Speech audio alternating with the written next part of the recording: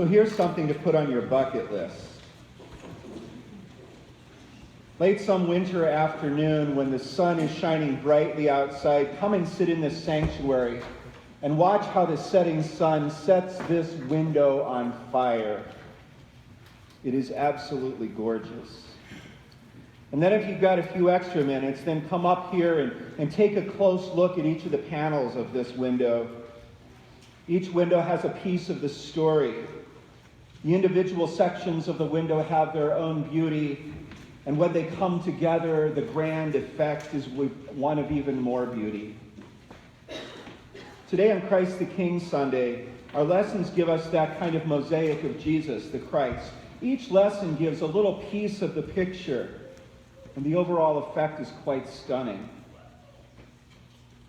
In the first lesson, the prophet Jeremiah speaks word of condemnation for kings who rule for the sake of their own interests, not the interests of the people, and more importantly, not for this interest of righteousness.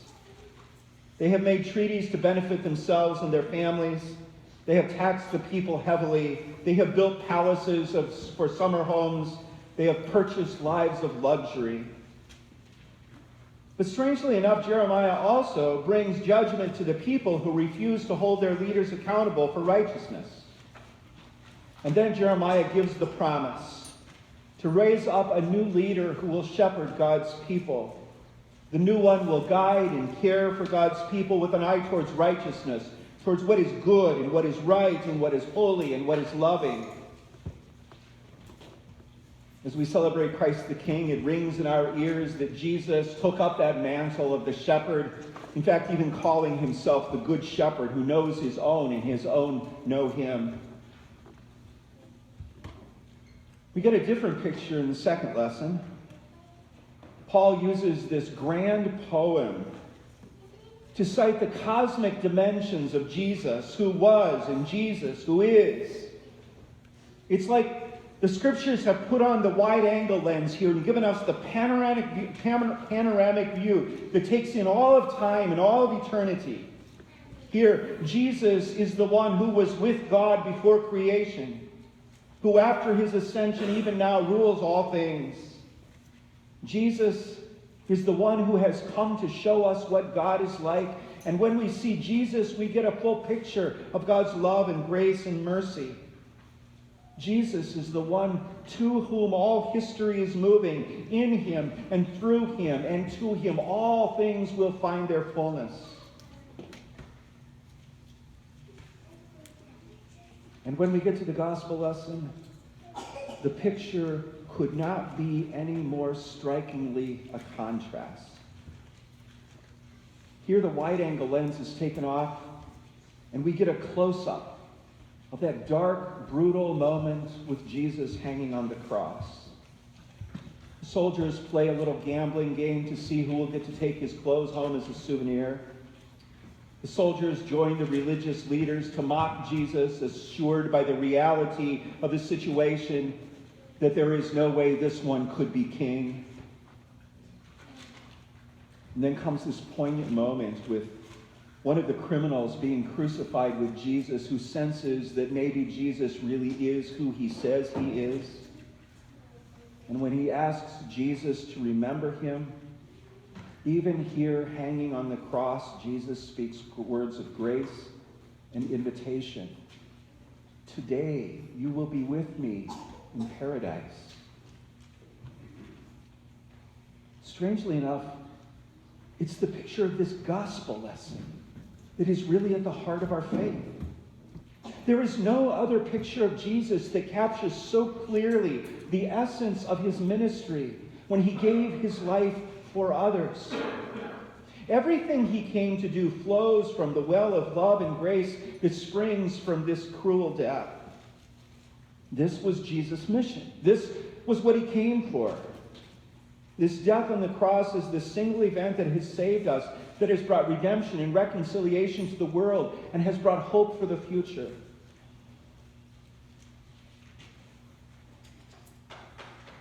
I don't think I will ever get past marveling at the oddity of worshiping a crucified king. Yet that is what we do. When we were baptized, when every child is baptized, we make the sign of the cross on their forehead. When we get up in the morning and remember our baptism, we make the sign of the cross on our forehead. When we gather here in assembly, we make the sign of the cross on our bodies, reminding us that this is the one to whom we belong. Our whole selves have life in him. Our whole lives find meaning in him. In him we have been given life with God that is for today and lasts forever. So this one by whose cross we mark our lives, is the one to whom we pledge allegiance. Jesus is Lord, the ancient church said.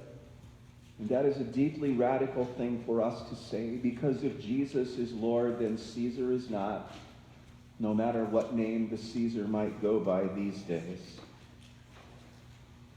See, Jesus is a decidedly different king than anything we've been offered in this divisive campaign season. Jesus refuses to come to power by exercising worldly might. Instead, he exercises that power in abject vulnerability. Jesus refuses to vow retribution even on those who crucify him, instead offers forgiveness. He does not come down off the cross, though he is taunted to do so to prove his kingly status. Instead, he remains on that instrument of cruel torture and humiliation, the representative of all who suffer unjustly. And Jesus does not only promise a better tomorrow, but instead offers himself to redeem us today. Do you notice that Jesus did not tell that repentant thief to wait until someday, and then someday in the future he will enter God's presence? Instead, he says, today you will be with me in paradise. Today, now, in this moment. My grandmother was a pious Christian, but she had a very otherworldly view of what her faith was for. She used to wander around the house singing that old Missouri Synod hymn, I'm but a stranger here, heaven is my home.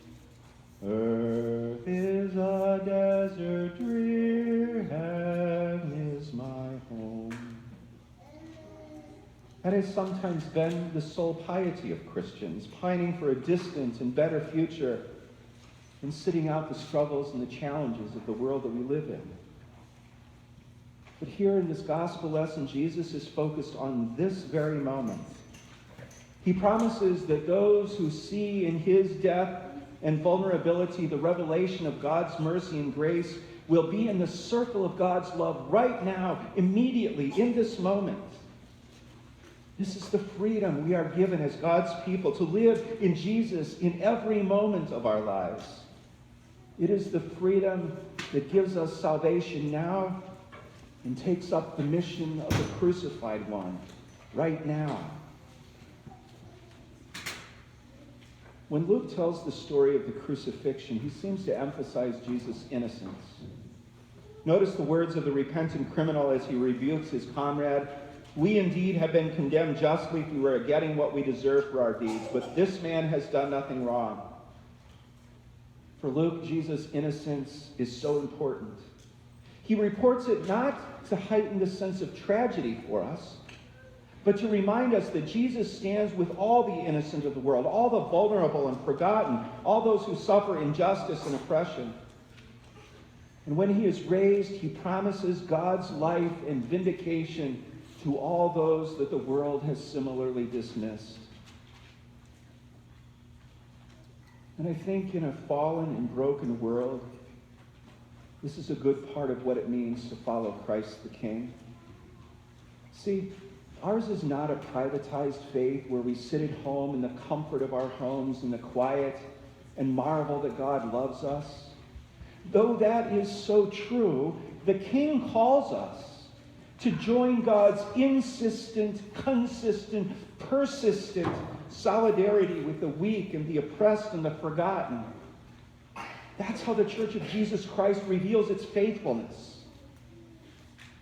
Whatever our understandable desire for strength and security, God calls us to be on the lookout for the weak and the dispossessed, to stand with them, to sit with them, to relate to them, to share our lives with them, and to challenge our leaders to care for them as a parent cares for their children. We have seen how worldly rulers offer a compelling and attractive version of exercising power. We have seen how they promise to offer safety and security in a time of great social upheaval. But if we choose to live in a world where might makes right, we will all eventually lose. And if we prefer a world where the rule is an eye for an eye, we will all end up blind, and indeed everything will lay in ruin. Our King, Christ the King, offers a different vision. Jesus not only promises us a future with a life that will never end, not only does he redeem us today, not only does he forgive us for our deeds done and undone, but he sets us free to continue the work that he began, standing with those in need, working for our common good, demanding the just treatment of our neighbor, and seeing in each person around us the very image of God. This is our King, Christ the King, the shepherd who guides and protects us, the ruler of all things, in whom fullness is coming, and especially the crucified one, who invites those of us who call him Lord to pick up the work where he left off.